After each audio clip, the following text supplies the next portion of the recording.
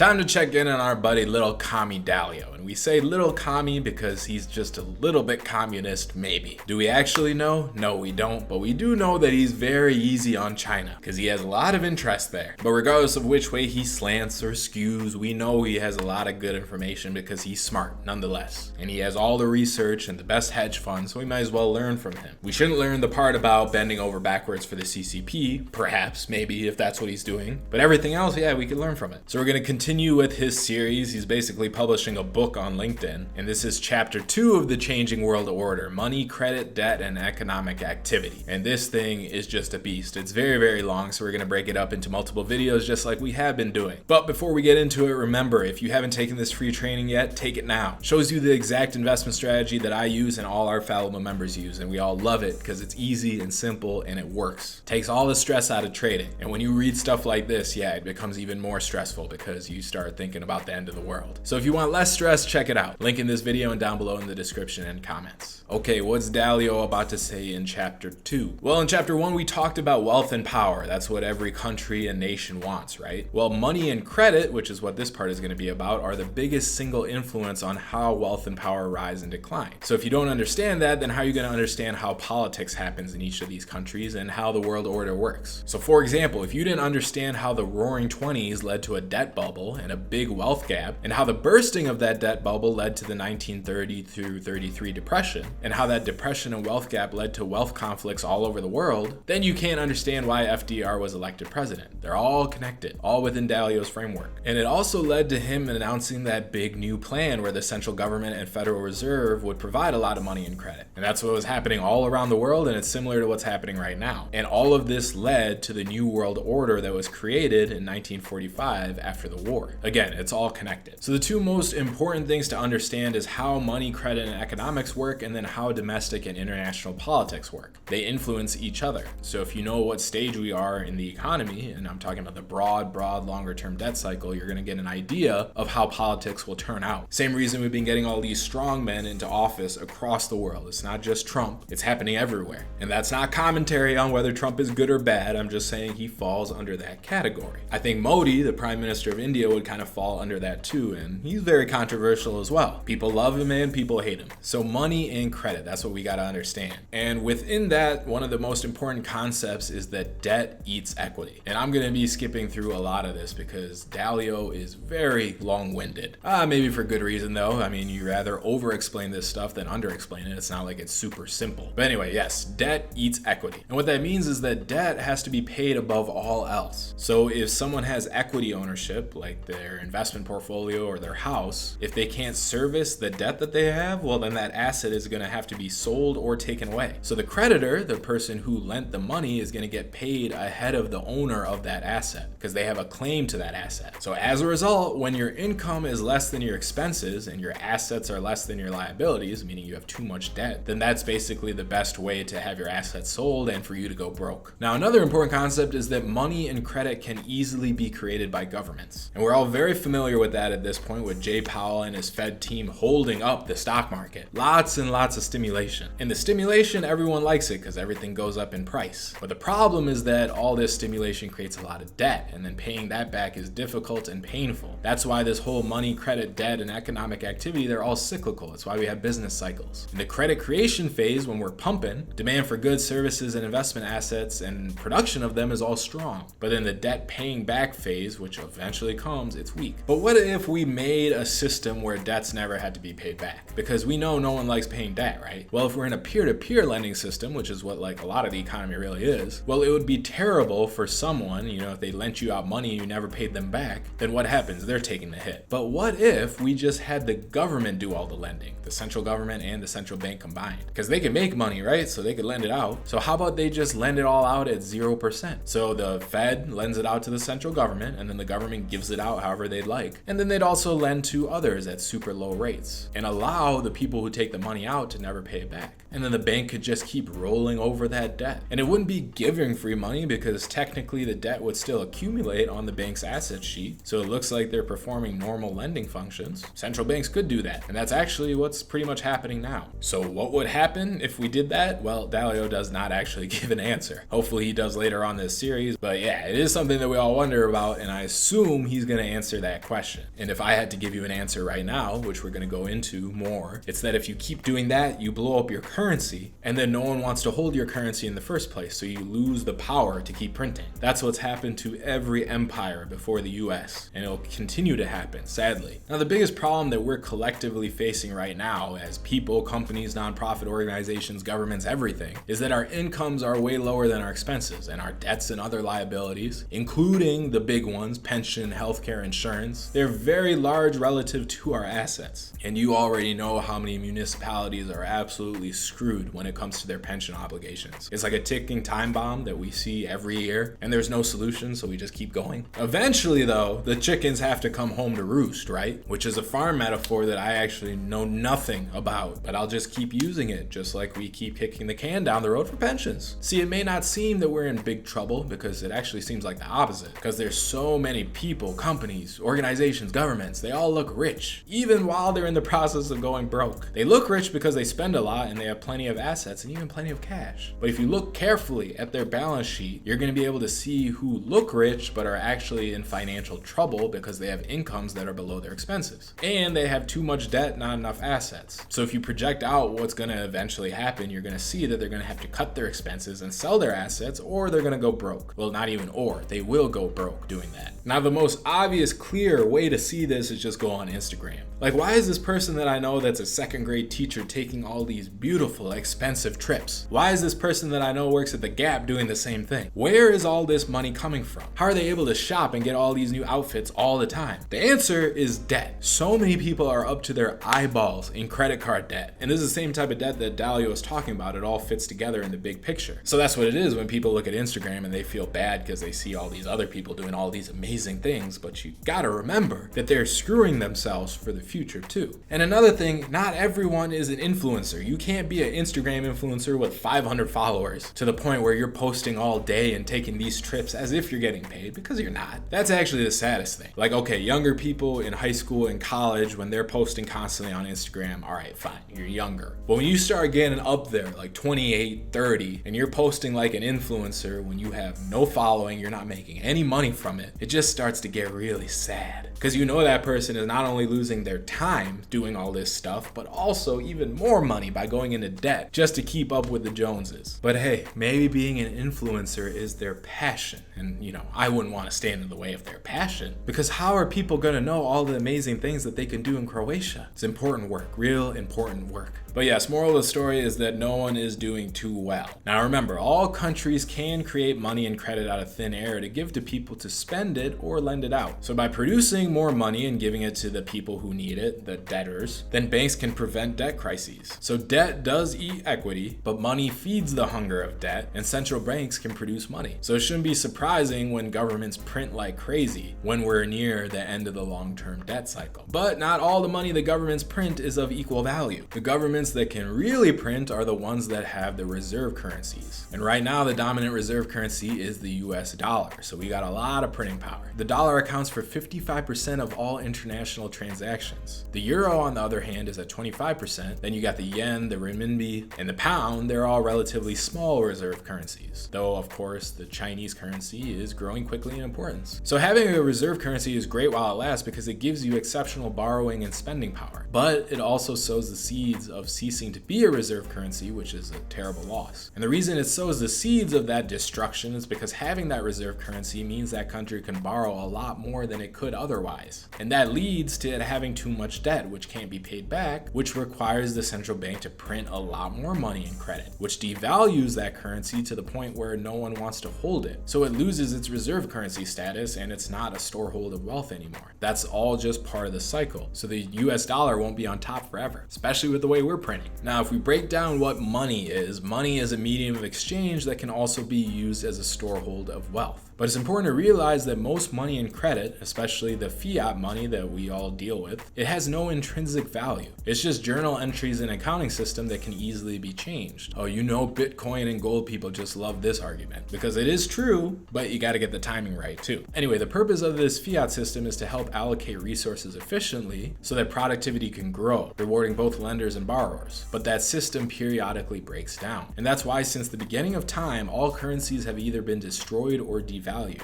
And when that happens, there's big shifts in wealth. Now, money and credit are associated with wealth, but they aren't actually wealth itself. There is a difference. Because you can't create more wealth simply by creating more money and credit. To create more wealth, you have to be more productive. So there's two economies, right? There's a real economy and a financial economy. So in the real economy, when the level of goods and services demanded is strong, meaning people want to buy stuff, and then the capacity to produce those things is limited, then the real economy's capacity to grow is limited. And if demand keeps rising faster than what we can produce, that's how you get inflation, because more money chasing after fewer goods, right? Lots of demand, not enough supply. So that's how inflation happens in the real economy. And to deal with that, that's normally when the central banks tighten the money and credit to slow the demand. So this is what they do in the financial economy to affect the real economy. So during normal times, which is most of the long-term debt cycle, central banks turn on and turn off credit, which raises and lowers demand and production. But they don't do that perfectly, and that's why we have booms and busts. We have overheated economies and recessions. Now, another thing to know is that prices of things and the value of things are not the same. So we can keep printing and printing and printing, and that will raise the price of goods and services and financial assets, just like all our stocks right now. And you could say that's increasing wealth, but that increase in wealth is more of an illusion than a reality for two reasons. First, that increased credit that pushed everything up, it has to be paid back. So that's going to have the opposite effect. So it might be up now, but it's going to go down again. And the second reason is that the intrinsic value of something doesn't increase just because its price went up. This seems to be somewhat controversial. I think you could argue it, but within Dalio's framework, it makes sense. So like he's saying, if you buy a house, regardless of what the price of the house is, your wealth is that house itself. You own the exact same thing that you did before it was considered to be worth more. So using market values of what you own to measure your wealth gives an illusion of changes in wealth that don't actually exist. So the big thing to remember is that money and credit is stimulative when they give it out, but it's depressing when it has to be paid back. And that's why everything is so cyclical. So with the central banks, you could think of them as having a bottle of stimulant that they can inject into the economy when it's needed. So when the economy is sagging, they give them shots of money and credit. And when they're too hot, they give them less stimulant. And those are the typical short-term debt cycles you see that last about 8 years. And then those short-term debt cycles fit into the long-term debt cycle, which lasts about 50 to 75 years. So the beginning of the current long-term debt cycle was in 1945.